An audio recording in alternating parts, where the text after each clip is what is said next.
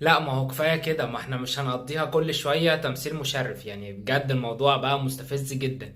يعني مش عارف للمرة الكام تبقى على بعد يعني سنتيهات وان انت تحقق الانجاز وبرضه تفشل منك، ونقعد نقول اداء مشرف ومش عارف ايه وبتاع. لا، ما احنا يعني عايزين نحقق بقى، يعني عايزين نخش في الانجازات بقى.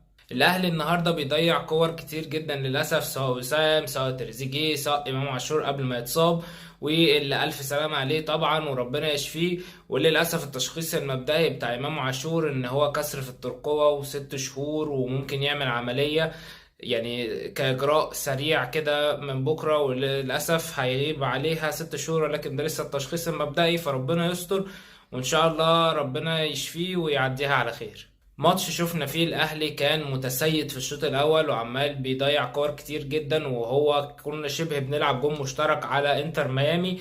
مفيش غير بس الكرة بتاعت وسام أبو علي اللي شالها من على الخط، كانت فرصة محققة جدا لانتر ميامي ان هما ممكن كان بعد كل ده وفي الاخر يجيبوا جون، ولكن الاهلي بيروح وكمان بيقدر ان هو ياخد ضربة جزاء، ولكن للاسف تريزيجيه بياخدها وبيضيعها، وحتى التكملة عليها ملحقش ان هو يجيبها. فيعني كانت منحسة معاه ومع الاهلي بشكل غير طبيعي في الشوط الاول، عشان الشوط التاني يجي واللعيبة تبقى نزلت بدنيا. برضو انت في الاخر بتلعب ماتش في امريكا قدام انتر ميامي، فبرضو لعيبة كبدنيا اكيد هتبقى احسن منك، او مستواها الفردي وحش طبعا، ولكن بدنيا اكيد هتبقى اجهز منك.